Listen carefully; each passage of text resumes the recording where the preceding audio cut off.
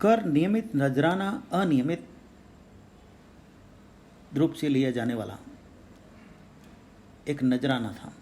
जब भी संभव हो विभिन्न पदार्थों के रूप में लोग स्वेच्छा से राजा को इस प्रकार के नजराना देते थे जो नियमित नहीं था।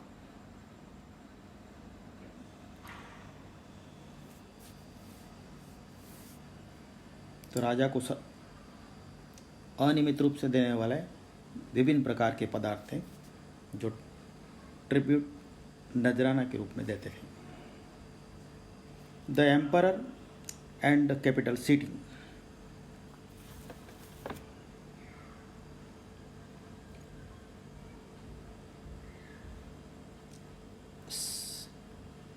Megasthenes was as an ambassador who was sent to the court of Chandragupta by the Greek ruler of Greek West Asia named Seleucus Nicator.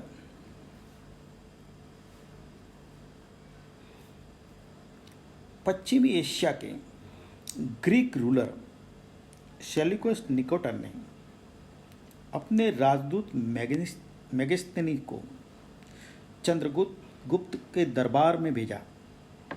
Chandragupta के दरबार में चंद्रगुप्त का प्रशासन कैसे चलता था, चंद्रगुप्त के प्रशासन की अर्थव्यवस्था कैसे चलती थी, इसके बारे में जानकारी प्राप्त करने के लिए सेल्यूकस निकोटर ने मेगस्थनीज को राजदूत बना के चंद्रगुप्त मौर्य के दरबार में भेजा था। मेगस्थनीज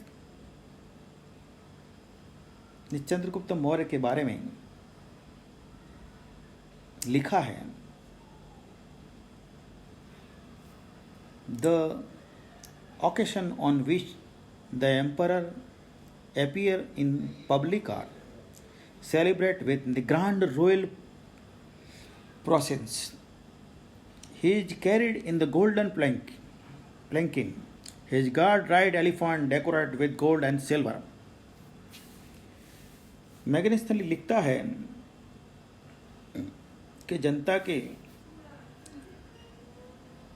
द्वारा सेलिब्रेट जब राजा को किया जाता है तो रॉयल फैमिली के राजा को सोने की पालकी में बिठा कर लाते थे, मगर इनके गार्ड हाथी पर सवार होके आते थे, जिसे राजा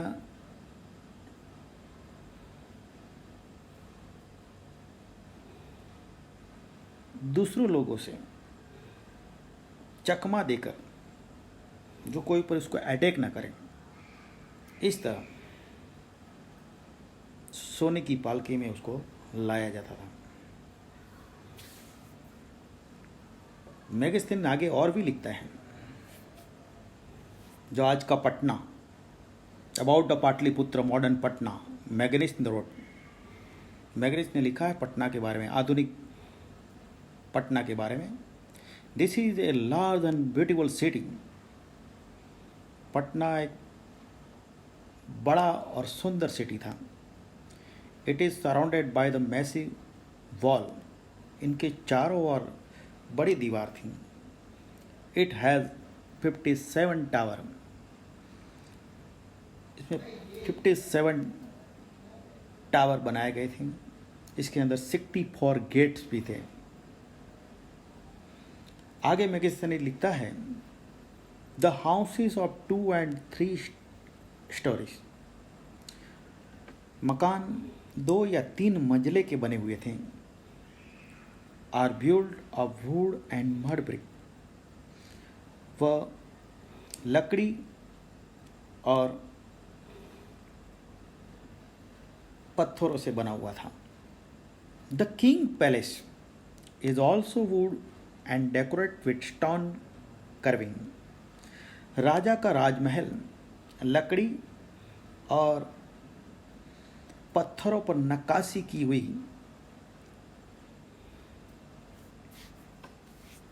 से डेकोरेट करके बनाया जाता था।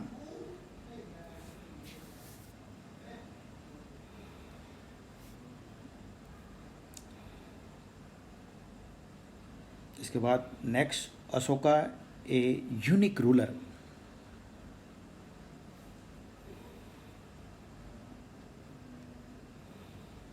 The most famous Mauryan ruler was Ashoka. Maurya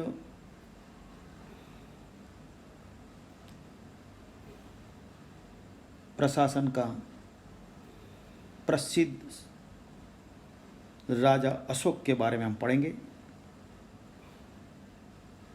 He was the first ruler who tried to take his message to the people through inscription. Most of them were in Prakrit and were written in Brahmi script. ये पहला एक शासक था जिन्होंने जनता को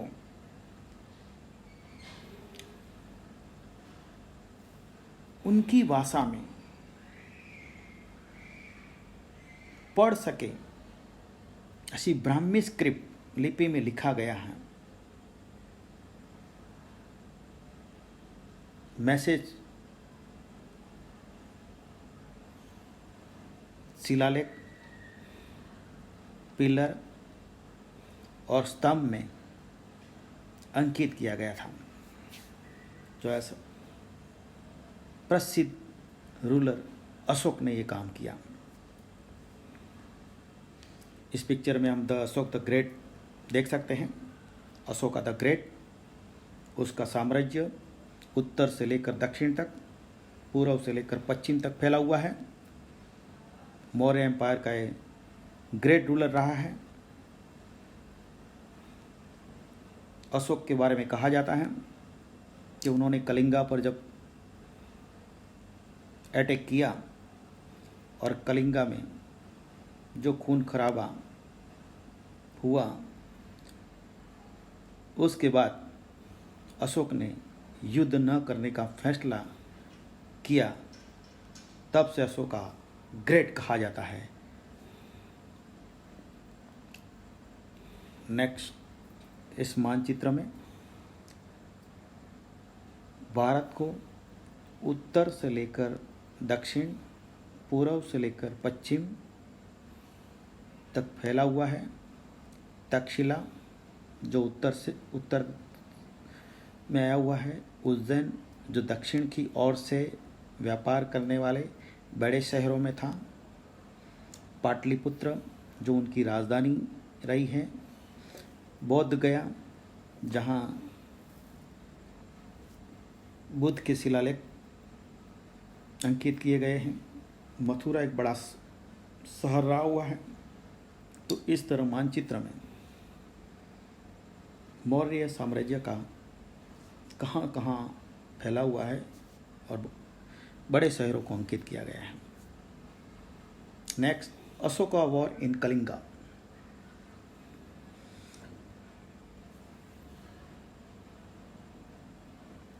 अशोक का कलिंग पर war, Kalinga का युद्ध। तो सबसे पहले हम कलिंग के बारे में जानते हैं। कलिंगा क्या था? Kalinga is an Asian name of the coastal Odisha.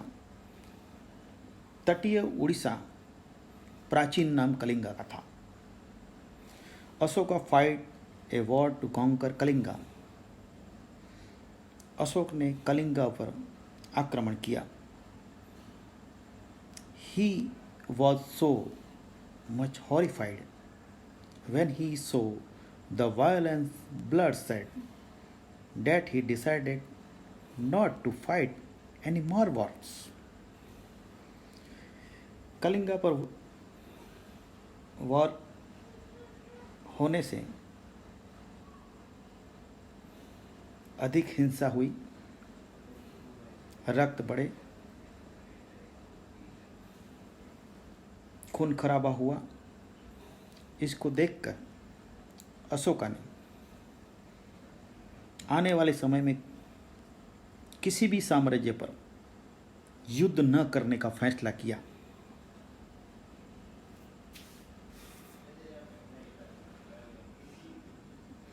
इस पिक्चर में आप देख सकते हैं बच्चों, कलिंग युद्ध एक ऐसा भयानक युद्ध जिसके बाद सम्राट अशोक ने अहिंसा का मार्ग अपनाया, जिनमें कलिंगा पर वॉर किया हुआ वो मानचित्र ये चित्र पर अंकित है। इसको देखकर हम कितना भयानक युद्ध हुआ होगा, और इस युद्ध में अधिकतर लोग मारे गए, और उसके बाद अशोक को पश्चाताप हुआ और उसने अहिंसा का मार्ग अपनाया। Next, Ashoka's inscription describe the Kalinga war. Kalinga war के बाद अशोक ने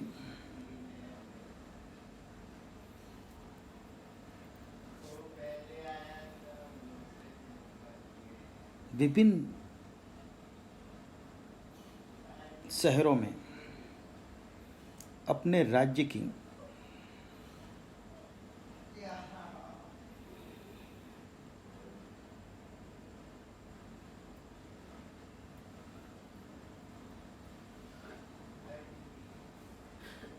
ज़्यादा से ज़्यादा मैसेज लोगों तक पहुंचाया जाए, इस प्रकार का फैसला किया, जिनमें कलिंगा वॉर जो खून खराबा हुआ उसके बारे में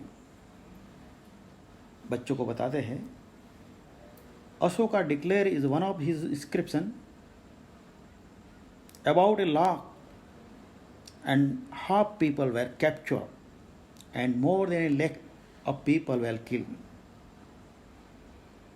इस युद्ध के बाद अशोक ने डिक्लेयर किया कि आधे लाख से ज़्यादा लोग पकड़े गए, 1 लाख से ज़्यादा लोग इस युद्ध में मारे गए।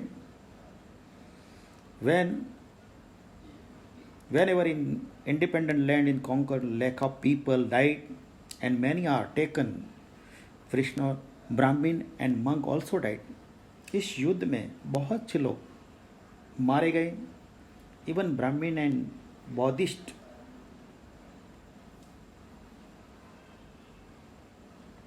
लोग जो उपदेश देने वाले वो भी मारे गए।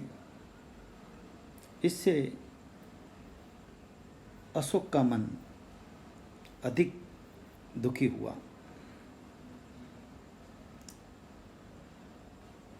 I am inscribing this message for the future so that my son and grandson after me should not think about war. Ashok ने मैसेज के द्वारा लोगों को बताया कि अब इस युद्ध के बाद मेरा पुत्र और मेरे पौत्र कभी भी युद्ध नहीं करेंगे। तो बच्चों, कलिंग वॉर के बाद अशोक ने कभी भी युद्ध न करने का फैसला किया। इतना ही नहीं, अशोक ने युद्ध के बाद लोगों तक अपने धर्म को, विचारों को लोगों तक पहुंचाने के लिए एक बड़े धर्म का प्रचार किया। तो व्हाट वाज अशोक का धम्म? अशोक का धम्म क्या था, इसके बारे में जानना है। अशोक का dhamma did not involve worship of a god. Ashok का धर्म कहता है कि हमें किसी भी भगवान की पूजा पाठ नहीं करना है, और परफॉर्मेंस ऑफ ए सैक्रिफाइस, हमें किसी भी क्रियाकांड में भी महत्व नहीं देना है, क्रियाकांड नहीं करना है। He was also inspired by the teaching of the Buddha. Buddha की शिक्षा को इंस्पायर होके अशोक ने बौद्ध धर्म अंगीकार किया। इतना ही नहीं,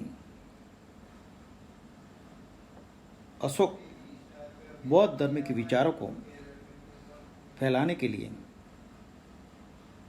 बहुत से रॉक और पिलर बनाए।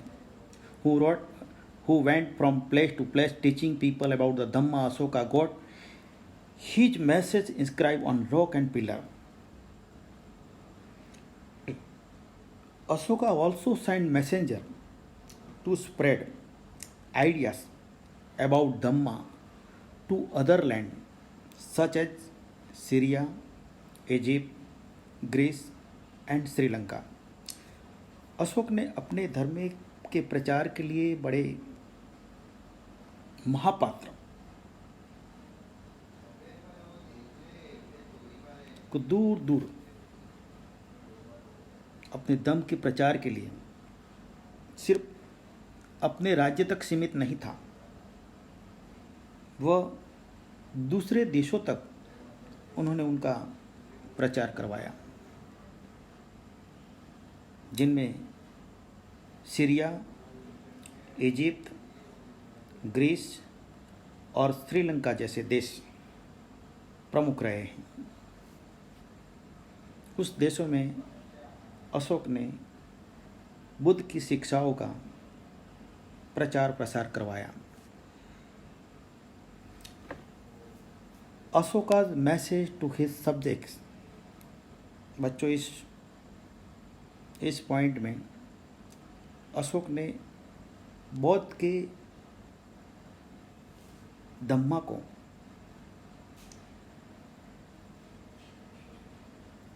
कैसे आगे बढ़ाया, उनका धर्म क्या कहता है, उसके बारे में उसमें कुछ पॉइंट अंकित किया गया है।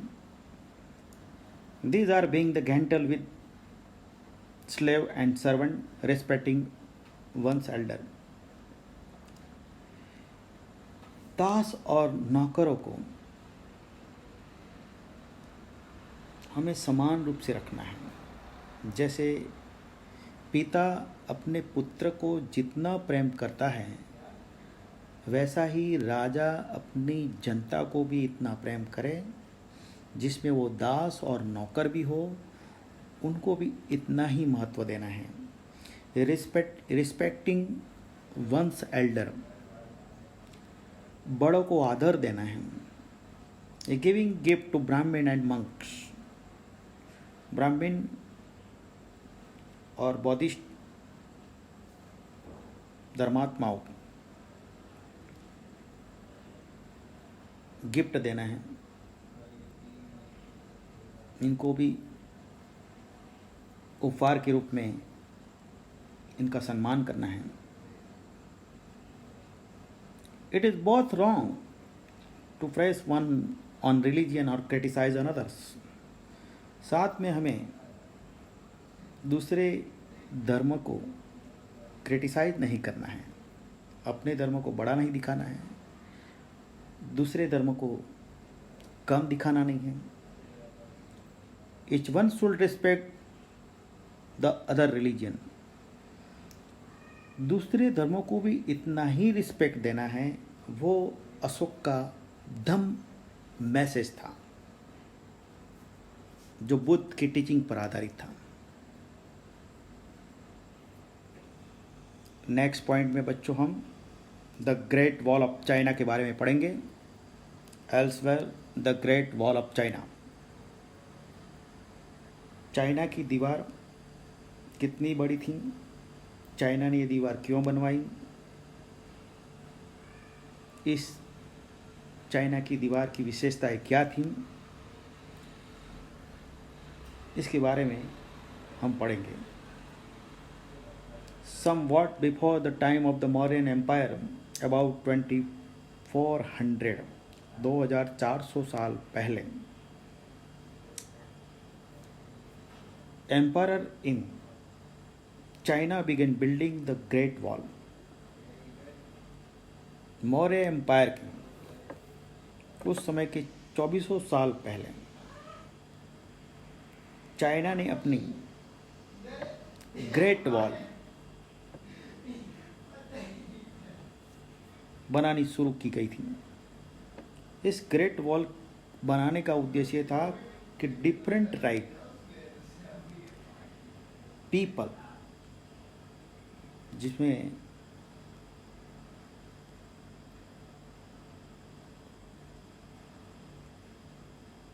अलग अलग राज्य से बहुत से लोग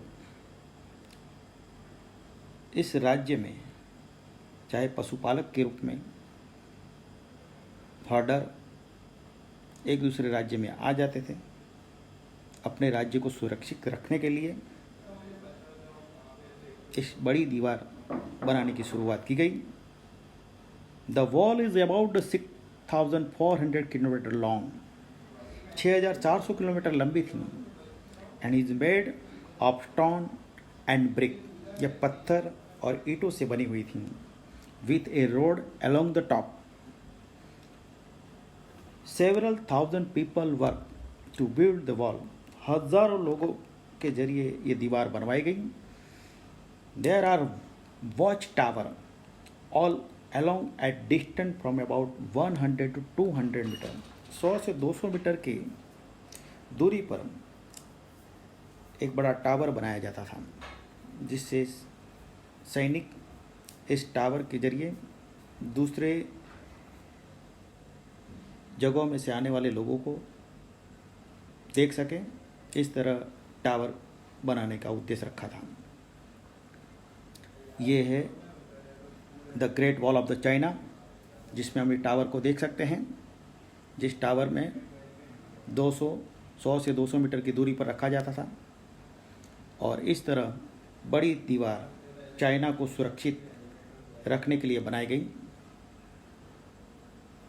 बड़ी चौड़ी दीवार जिनमें लोग चल भी सकते हैं, एक जगह से दूसरे जगह पर जा भी सकते हैं, और सोल्जर इस वॉच टावर के जरिए अलग अलग जगह से आने वाले लोगों को देखकर उसकी जानकारी भी दे सकते थे। तो इस तरह बड़ी दीवार बनाने में हजारों साल लगे।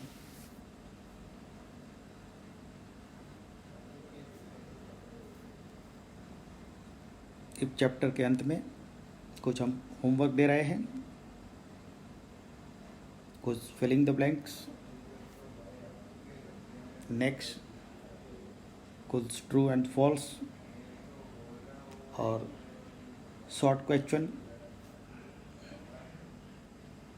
इसमें दिया गया है। Thank you.